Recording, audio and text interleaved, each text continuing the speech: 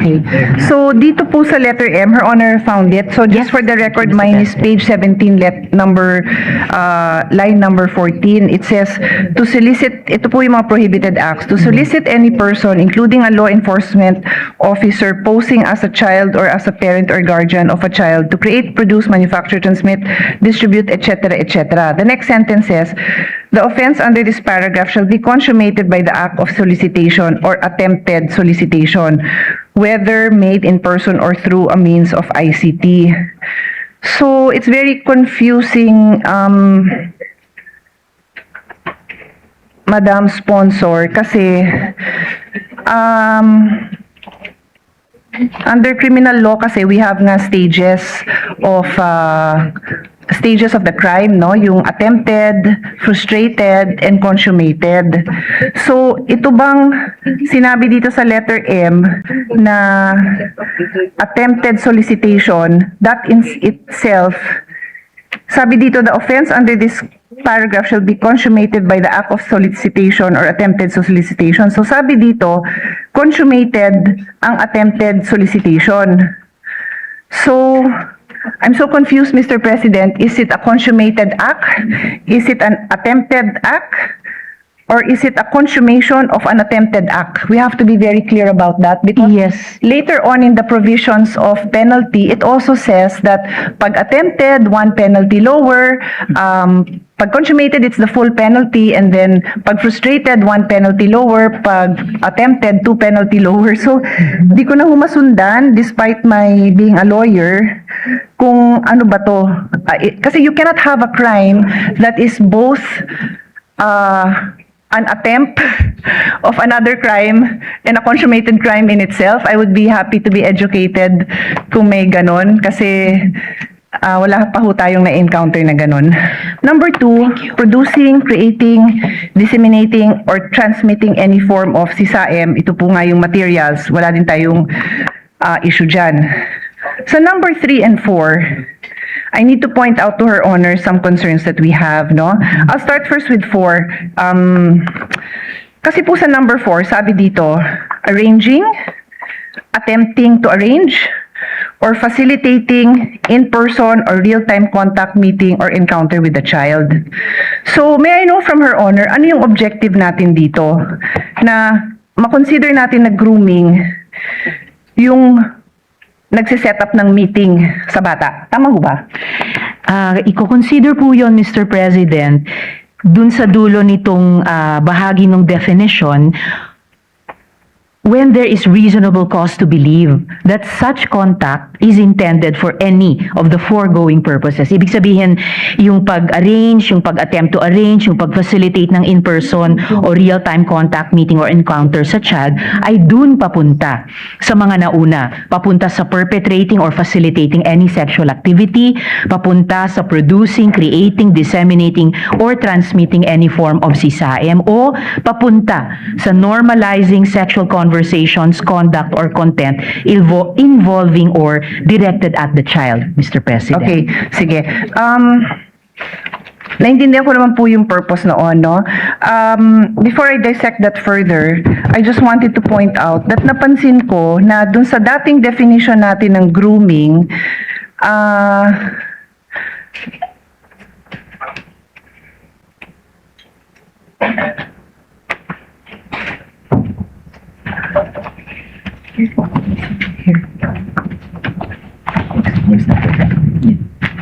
okay.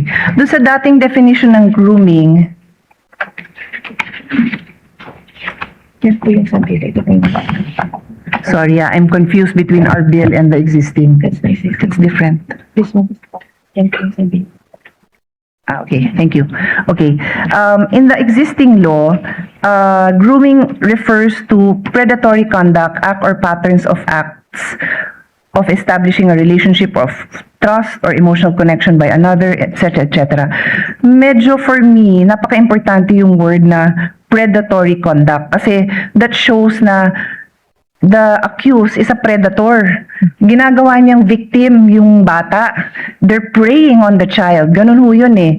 Pero may reason ho ba na tinanggal yung word na predatory sa ating existing bill ngayon? No particular reason, Mr. President, dahil klaro na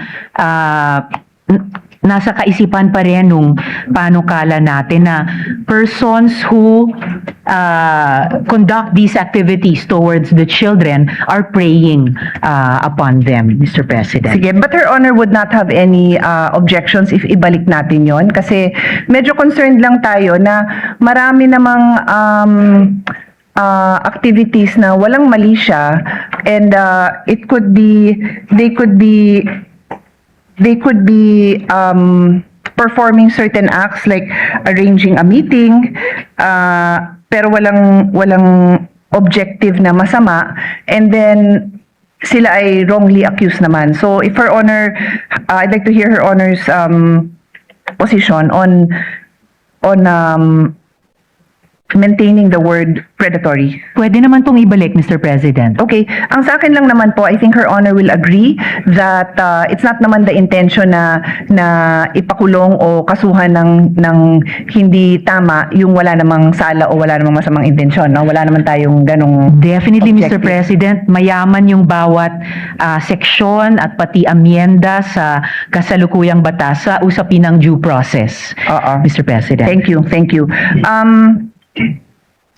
So to go back to that particular provision on arranging and attempting to arrange, ito naman ho ang i-discuss ko na principles of law.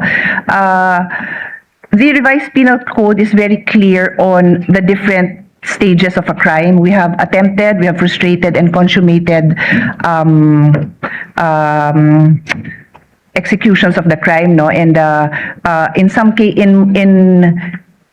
the law is also very clear that these must be defined very carefully because otherwise you will be penalizing somebody for a crime that is not clearly defined. Kasi if you say it is a attempted homicide, frustrated homicide, and then it's consummated, medyo yung jurisprudence natin pagdating sa homicide is quite clear din naman, and so it leaves very little or almost no room for interpretation.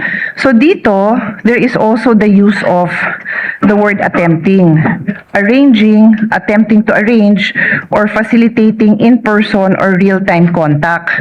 So ang question po natin sa sponsor ay, can she please explain paano mai-illustrate yung arranging at yung attempting to arrange an in-person meeting? Para pagdating sa law enforcers, clear sila if it is arranging or attempting to arrange.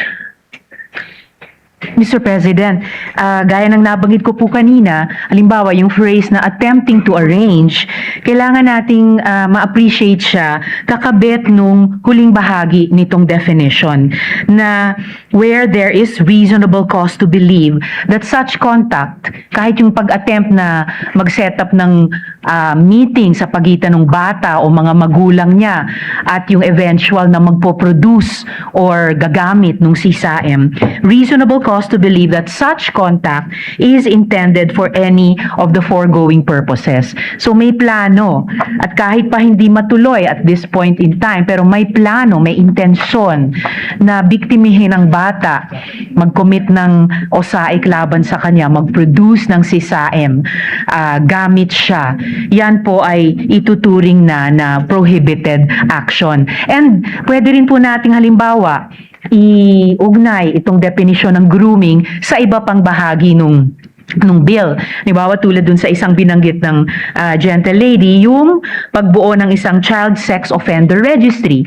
Kung ang isang tao ay halimbawa nakalista na sa registry, kumbaga may kasaysayan na siya na ginawa ang OSAEC or gumawa ng CSAM, and then mag-a-attempt siya mag-arrange ng meeting sa isang bata or mga magulang niya para sa planong ulitin yung offense na iyon, then sakop na po siya sa prohibited actions. Basta may plano kahit hindi pa matuloy, Mr. President. Or if the gentle lady prefers, we can also remove that particular phrase of attempting to arrange. Though I would say arranging, for example, would go into logistics already, setting it up. Ang attempting, pwedeng imbitasyon na i-set up siya. Pwede rin po ito, Mr. President, makita sa mga text conversations o messaging apps. Nagsiset po ng petsa o ng oras.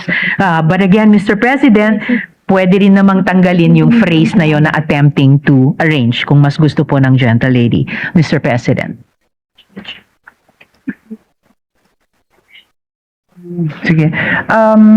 Yeah, yun lang naman po ang concern natin na hindi this law, if we would like to file a case against somebody for grooming, hindi ito matapon dahil hindi clearly defined, because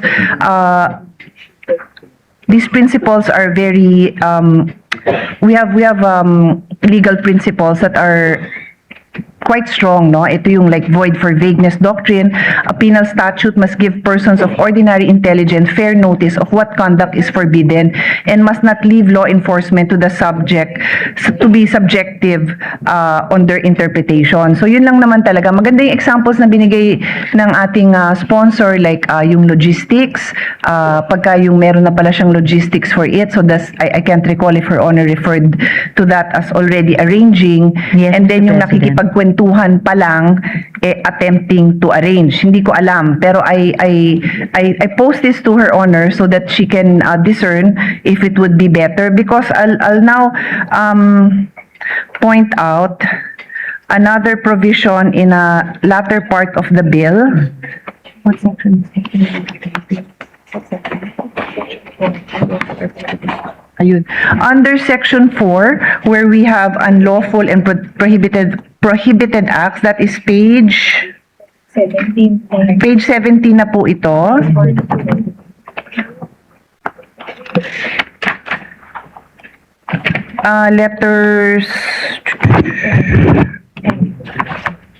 Letter M is Page 18, Mr. President. 17 po. 17. Huh. My page 17 is only until letter L. Do we have a different version? I don't see a date on my copy, Mr. President. But I can follow the gentle lady to letter M. Ito po yung letter. Yes, Mr. President, beginning to solicit any person.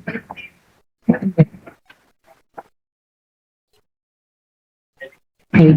So, dito po sa letter M, Her Honor found it. So, just Yes. for the record, mine is page 17, line number 14. It says, to solicit, ito po yung mga prohibited acts, to solicit any person, including a law enforcement officer, posing as a child or as a parent or guardian of a child, to create, produce, manufacture, transmit, distribute, etc., etc. The next sentence says, the offense under this paragraph shall be consummated by the act of solicitation or attempted solicitation, whether made in person or through a means of ICT.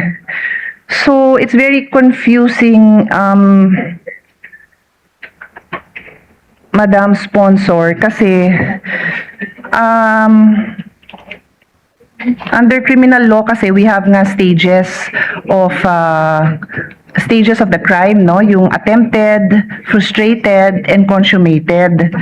So, ito bang sinabi dito sa letter M na attempted solicitation, that in itself, sabi dito, the offense under this paragraph shall be consummated by the act of solicitation or attempted solicitation. So, sabi dito, consummated ang attempted solicitation.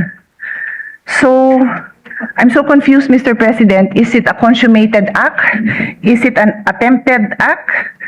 Or is it a consummation of an attempted act? We have to be very clear about that, because Yes. later on in the provisions of penalty, it also says that pag attempted, 1 penalty lower, pag consummated, it's the full penalty, and then pag frustrated, 1 penalty lower, pag attempted, 2 penalty lower. So, di ko na humasundan, despite my being a lawyer, kung ano ba to. Kasi you cannot have a crime that is both an attempt of another crime and a consummated crime in itself. I would be happy to be educated kung may ganon kasi wala pa ho tayong na-encounter na ganon. Well, actually, Mr. President, this contemplates, for example, a sting operation. If the predator attempts to solicit, kahit po hindi natuloy yung sexual activity, it is already consummated. So, ang krimen po, ang krimen na nako-consummate ay yung mismong solicitation. So, yung solicitation mismo, So it's ang not krimen, an Mr. attempted solicitation. President. It is the solicitation. Kasi you have to, if you want to make a crime for the act of attempting to solicit, then we have to define what is attempting to solicit that differentiates it from solicitation. Kasi you cannot have an act that is both mahirapan ako mag-explain kasi Well, ngayon pa again, lang ako Ms. naka-encounter to ng assist ganito. the gentle lady, again, we can remove attempted solicitation, Mr. President. Sige. So, I will leave that with Her Honor, no, na paayos na lang siguro natin because again, criminal laws must be very carefully defined because if there is any way that the accused and their lawyers can say that it is vague, and as I said, yung principle of vagueness, I will just quote for the record, People versus Nazario, a statute is void for vagueness if men of common intelligence must necessarily guess at its application and differ as to its application. So, may mga ganun tayo jurisprudence. So, tas ilalaban syempre dyan yung presumption of innocence. Again, kakampi nyo ko dito, gusto ko talagang behind bars ang mga taong ganito, but I wouldn't want na makatago sila dahil yung mga definitions po natin ay hindi po klaro. In fact, Mr. President, with the openness of this representation to further clarifications, kasabay po doon yung, kaya nga po, ina-update itong batas sa konteksto ng nag-develop na technological environment precisely para hindi makatakas sa batas yung mga bumibiktima sa mga bata natin, Mr. So President. that's why we're happy that Her Honor is willing to take a look at this and clean it up with, I'm sure marami ho tayong mga law experts because I've worked with them over the years or over a decade ago, baka they can help improve the language na lang po. And then I'll give another scenario. Ito naman naisip ko lang, hindi ho ba ang AI is capable of having multiple conversations? I suppose so, Mr. President. Parang ano, I think I've seen movies, no? I've seen stories about it. Di naman tayo expert, no? But karamihan ng mga sci-fi stories nakakatotoo eh. So, it is possible for through the use of AI a potential offender or even a group of offenders, could be a syndicate, would be having multiple conversations with different children or guardians of the children. That is possible. It is possible, Mr. President. So, is this contemplated in the law, in the bill? Multiple conversations by potential By a predators a predator with or a potential group of predators. victims and their parents. Oo. It is contemplated, Mr. President, but for each individual suspect of violating the law against OSAEC and against CSAM, In that the due sense, process oo. will be applied, Mr. President. The point I am trying to bring up here is that there may be room for a bigger penalty for that kind of, like para bang it's one crime it's a crime in itself if you commit homicide and then dalawang biktima yun, so you have 2 counts of homicide. Pero kung parang mass destruction, parang ganon, maybe we can ask the experts also kasi just like Her Honor, I'd like these people behind bars for the longest possible time, yung kung matataasan pa yung penalty because they're using technology to target even more victims, open po tayo dyan. I'll also study it So on my would I own. be open to that, Mr. President? Yes. Salamat sa gentle Oo. lady para doon. Oo. Yun lang naman, kasi naisip ko lang yung scenario na yun, tapos chinecheck ko na tama naman kayo na, of course, on an individual basis, o 10 or 100 kids yung nabiktima niya, pero nga, because of the use of technology, isang with one press of the button, 10 na kaagad yung ano. Para yung, pong ah, syndicated or large-scale crime, Mr. Oo, President. yes, yes. So, yun naman yung point natin.